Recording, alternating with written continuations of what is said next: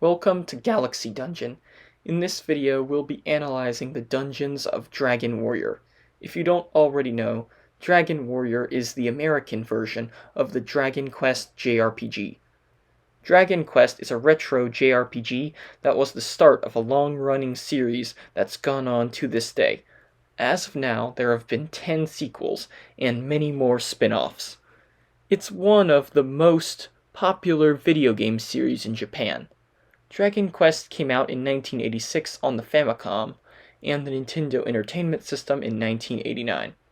As Dragon Warrior, because the trademark for Dragon Quest was already in use by a tabletop RPG of the same name. Dragon Quest was the first major JRPG video game.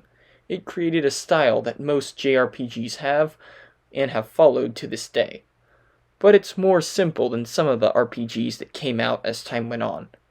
In this video, I'll be analyzing the dungeons of the original Dragon Quest to see how they hold up today and how they meet dungeon design standards and set a bar for other JRPGs following it to beat. First of all, although some remakes exist on the Game Boy Color, Super Famicom, and Android, I'm going to stick with the NES Dragon Warrior version. First of all, these dungeons are extremely simple, very similar to each other, and you can't see the entire screen during most floors of them. Also, there are only 4 dungeons and 1 mini-dungeon. Some JRPGs have dungeons that you need a flash spell or item to see. This game started that. Since these dungeons are in third person rather than first person, you can usually see more of the dungeon at a time, which makes it easier. Dragon Quest was one of the first video games to have third-person dungeons, which future JRPGs decided to stick with this. Although they're in third person, you can only see a small amount of the screen around the player, and you need a torch to see enough to actually explore it until you reach level 9, then you can use a radiant spell instead, and it lets you see even more of the cave. Also, in this game, most treasure and other items respawn when you leave the dungeon and come back, so you can get multiple of the same item, except for when it's a one-of-a-kind item. We'll be examining the mini-dungeons and full dungeons to see what dungeon aspects they excel in. The first is a mini-dungeon called Edrick's Cave. This isn't a true dungeon, as it has no puzzles, traps, or monsters. It's a cave containing Edrick's tomb, and is more of an introduction teaching how to play the game. However, it's an actual maze, but it looks the same as the other dungeons in this game. It's somewhat non-linear, as there are many different ways to get to the stairs leading to the lower level. However, there's no incentive to explore, there's no treasure in the entire dungeon, and all you'll find is empty paths until you reach the tomb of Edrick, which has a tablet you can read.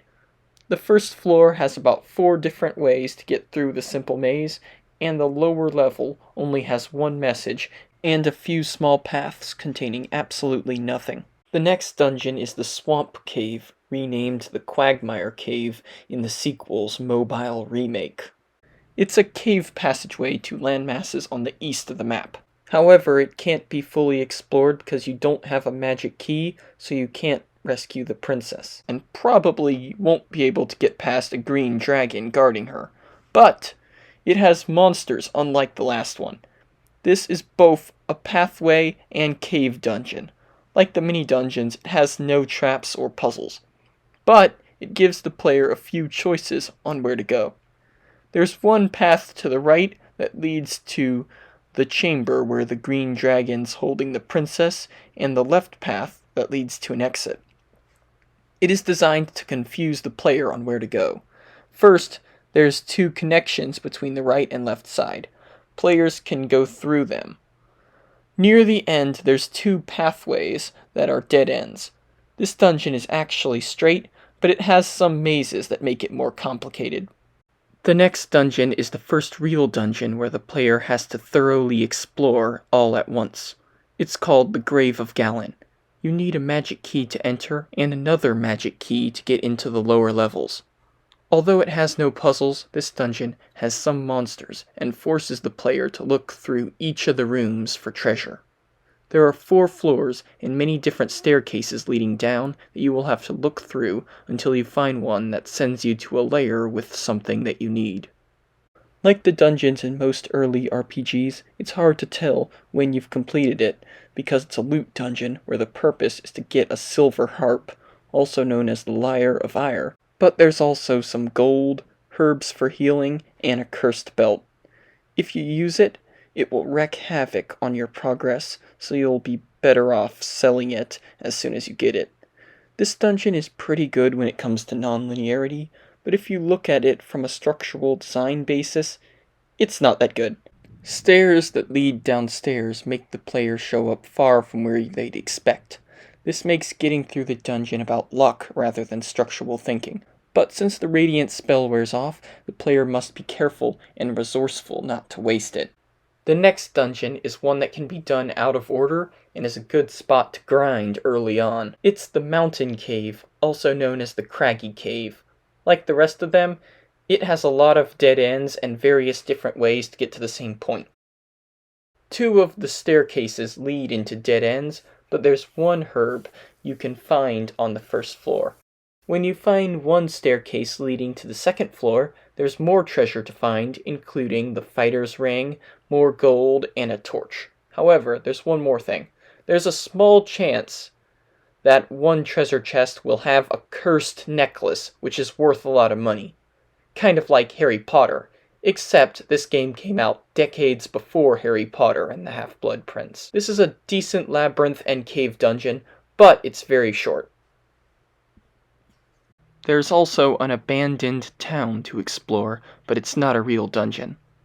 Like a lot of JRPGs, this game saves the largest dungeon for last. Charlock Castle, the castle of the Dragonlord, the main antagonist. It's just as non-linear as the others, just with more floors and more choices. The non-linearity is actually challenging, yet not too difficult. It's the final dungeon of the game. It has the game's hardest enemies, and some that you've never seen. First of all, there's 2 routes you need a key to unlock. Unfortunately, both are dead ends, while one has 2 paths that both lead to staircases that lead to the corners of the other one, and back. And the more you venture around, the more you'll realize that you're actually going around in circles. But there's one hidden staircase in a grid under fire by lasers. It leads to one pathway that lets you get further underneath the castle. They lead to more dead-end staircases leading on to each other. But if you look through all of them, you will find one that leads to the best piece of treasure in the whole castle. Edrick's sword, a sword that will help you defeat the Dragonlord. Then, there's a simple spiral floor leading to the lowest level where the Dragonlord is. The lowest level looks like the roof of the castle, so this doesn't make much structural sense, but this castle is owned by a shape-shifting warlock, so who cares? Lastly, there's more treasure you need a key to get to, including another key, a herb, and a cursed belt. Why you'd need another one, I don't know. Unless you're dying to check out every locked door in the castle by some circumstance.